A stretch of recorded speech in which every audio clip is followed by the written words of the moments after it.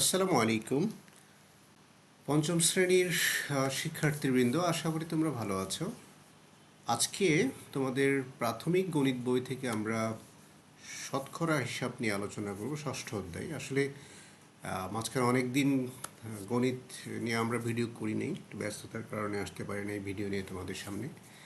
আজকে অনেক দিন পরে আবার আমরা শুরু করেছি। তোমাদের অনেকেরই অনুরোধ ছিল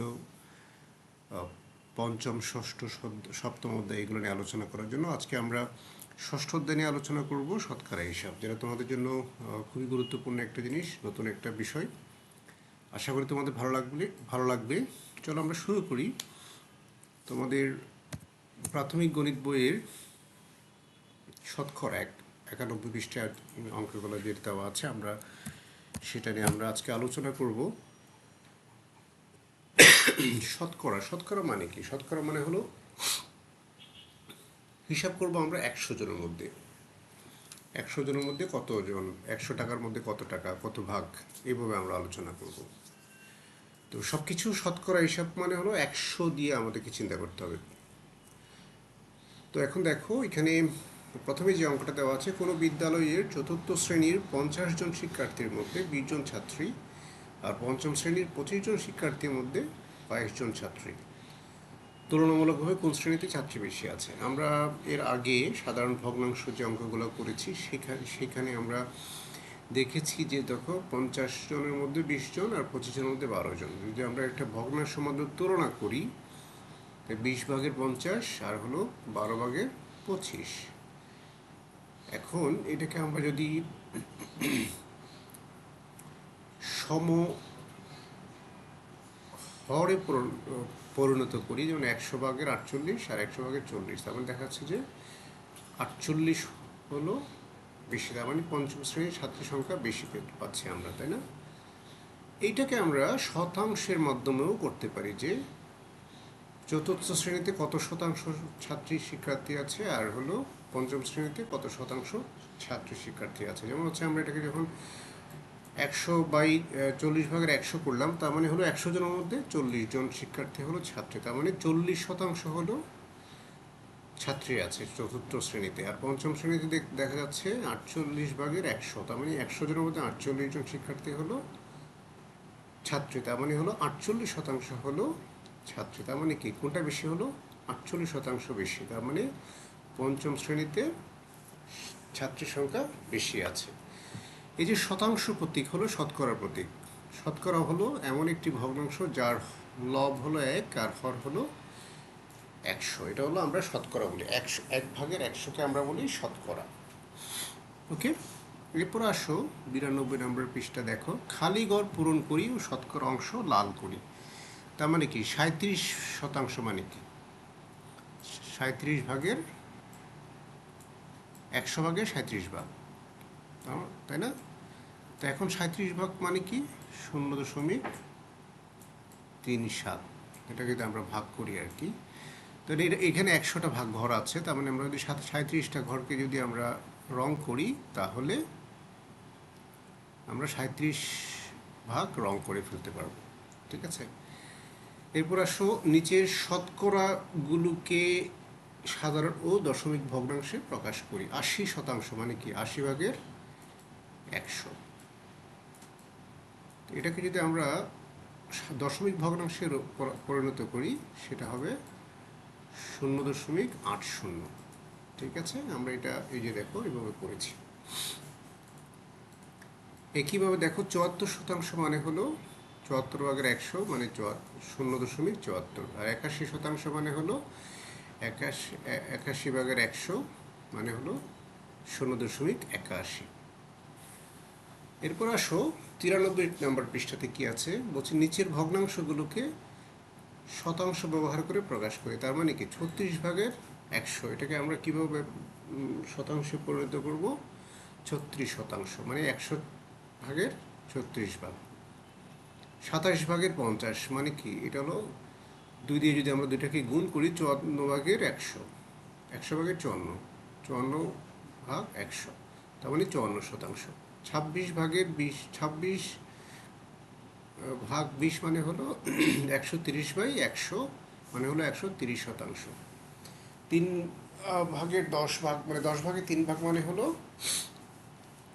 100 ভাগের 30 ভাগ, তার মানে হলো 30%। ঠিক আছে, এইভাবে আমরা অঙ্কগুলো করতে পারি। এখন দেখো 93 নম্বর পৃষ্ঠাতে নিচের ফুলগুলোর মধ্যে 40% হলো গোলাপ ফুল, মোট ফুলের কত অংশ গোলাপ ফুল? 40% মানে কি? 100 ভাগের 40 ভাগ, তাই না? 40% মানে হলো 100 ভাগের 40 ভাগ। 40 ভাগ তার মানে হলো আমরা যদি এটাকে 5 ভাগের 2 ভাগ করতে পারি, তাই না? তাহলে মোট কত অংশ আছে? 5 ভাগের 2 অংশ আছে। এরপর অঙ্কটা দেখো, কোনো বিদ্যালয়ের পঞ্চম শ্রেণীতে মোট 50 জন শিক্ষার্থীর 42% ছাত্রী। ওই শ্রেণীতে মোট কতজন ছাত্রী আছে? আমরা এই অঙ্কটা কীভাবে করব? 42% মানে কি? 100 জন শিক্ষার্থীর মধ্যে ছাত্রী হলো 42 জন, তাহলে একজনের মধ্যে হলো 42 ভাগের 100। আর 50 জন শিক্ষার্থীর মধ্যে ছাত্রী হলো 42 গুণ 50 ভাগ 100, তার মানে হলো 21 জন। ঠিক আছে, এটা ভাগ করলে আমরা 21 পাবো। শূন্যকে শূন্য দিয়ে আমরা যদি কাটি, 5কে যদি 2 দিয়ে 10কে 5 দিয়ে ভাগ করি 2কে আবার আমরা 42 দিয়ে ভাগ করলে 21, তাহলে 21 জন। তার মানে হলো ওই শ্রেণীতে 50 জন শিক্ষার্থীর 42% যদি ছাত্রী হয়, তাহলে মোট 21 জন ছাত্রী আছে। ঠিক আছে, এরপরে পৃষ্ঠায় দেখো 94 নম্বর পৃষ্ঠাতে দেখো, সখীপুর গ্রামের মোট জনসংখ্যা 1280 জন, তার মধ্যে 80% লোক কৃষিজীবী। তাহলে কৃষিজীবী লোকের সংখ্যা নির্ণয় করবো কীভাবে বের করবো? দেখো, আমরা এটাকে ঐকিক নিয়মের মাধ্যমে যদি করি, দেখো 100 জন লোকের মধ্যে কৃষিজীবী লোকের সংখ্যা হলো 80 জন, একজন লোকের মধ্যে কৃষিজীবী লোকের সংখ্যা 80 ভাগের 100 জন। আর 1280 জন লোকের মধ্যে কৃষিজীবী লোকের সংখ্যা আমরা যদি এভাবে করি, তাহলে ভাগ করলে গুণ করলে পাবো 1024 জন। তাহলে কৃষিজীবী লোকের সংখ্যা পেলাম হলো 1024 জন। আর কৃষিজীবী নয় এমন লোকের সংখ্যা হলো, মোট জনসংখ্যা থেকে যদি আমরা কৃষিজীবী লোকের সংখ্যা বিয়োগ করি, তাহলে যেটা পাবো সেটাই হলো আমার কৃষিজীবী নয় এমন লোকের সংখ্যা। তাহলে 256 জন, উত্তর হবে 256 জন। আচ্ছা, এরপরে আসো 4 নম্বরে একটা অঙ্ক দেওয়া আছে, একটি বাগানের মোট 30টি গাছের মধ্যে 12টি ঔষধি গাছ আছে। তাহলে বাগানে শতকরা কতটি ঔষধি গাছ আছে? তাহলে ঔষধি গাছ আছে 30টার মধ্যে 12টা, তাহলে শতকরা হিসাবে যদি করি 100টার মধ্যে কতটা হবে, তাই না? তাহলে দেখো 30টার মধ্যে ঔষধি গাছ হলো 12টা, একটার মধ্যে 12 ভাগের 30টা, আর 100টি গাছের মধ্যে 40টা গাছ হলো ঔষধি গাছ, তাই না?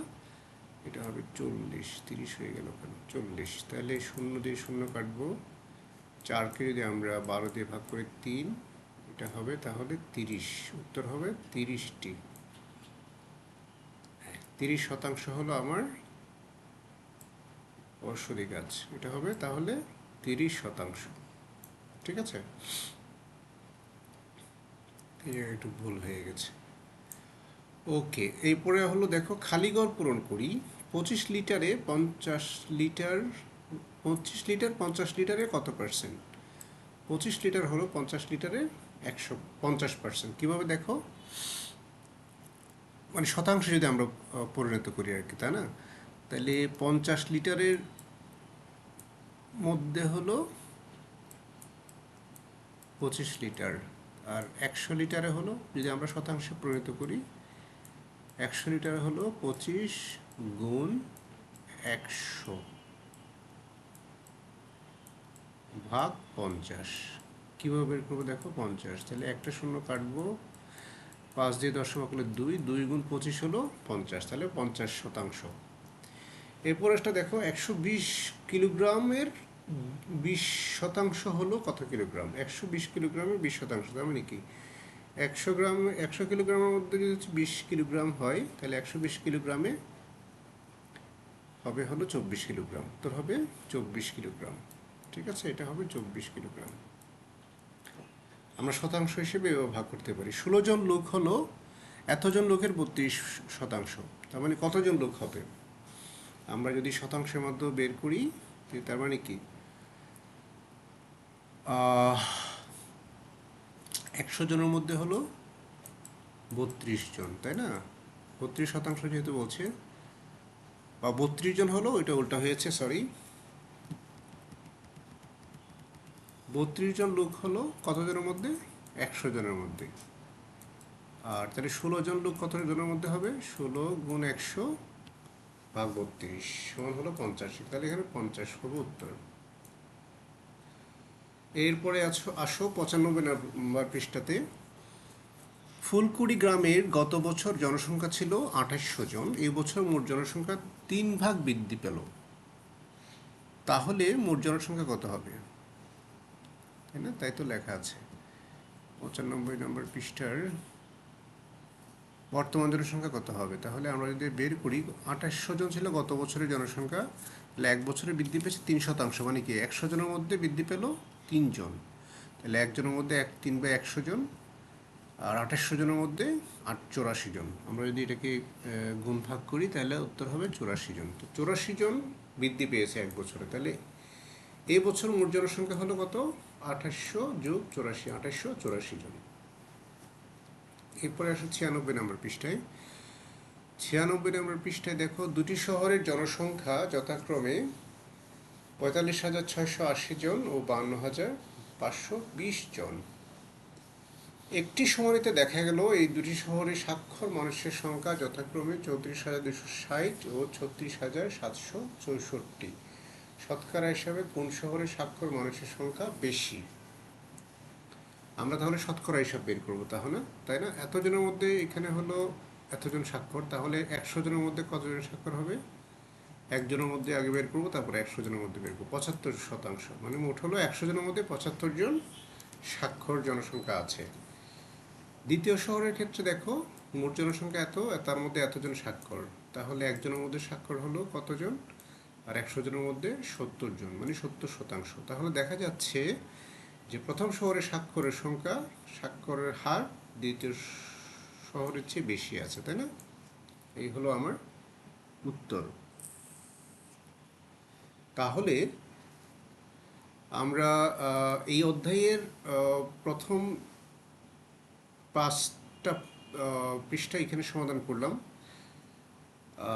আমরা এই অধ্যায় থেকে 3টা ভিডিওর মাধ্যমে তোমাদেরকে সমাধান করে দেখাবো। সো প্রথম ভিডিওতে আমরা 96 নম্বর পৃষ্ঠা পর্যন্ত সমাধান করেছি। এরপরে যে অঙ্কগুলো আছে, এখানে হলো লাভ ক্ষতির অঙ্ক আছে, আমরা এই লাভ ক্ষতির অঙ্কটা আলাদা একটা ভিডিওর মাধ্যমে করব। সো আজকে এখানে শেষ করছি, পরবর্তী ভিডিও নিয়ে আবার তোমাদের সামনে হাজির হব। যদি ভালো লাগে অবশ্যই আমাদের সাথে থাকবে, সাবস্ক্রাইব করে লাইক এবং কমেন্ট করবে। যদি তোমাদের কোনো জিজ্ঞাসা থাকে, যদি কোনো কিছু বুঝতে অসুবিধা হয়, আমাকে কমেন্টে জানাবে, আমি এটা উত্তর দেওয়ার চেষ্টা করব কমেন্টের মাধ্যমে। পরবর্তী ভিডিও নিয়ে হাজির হব, ততক্ষণ পর্যন্ত ভালো থেকো। আজকে এখানেই শেষ করছি, ভালো থেকো, আসসালামু আলাইকুম।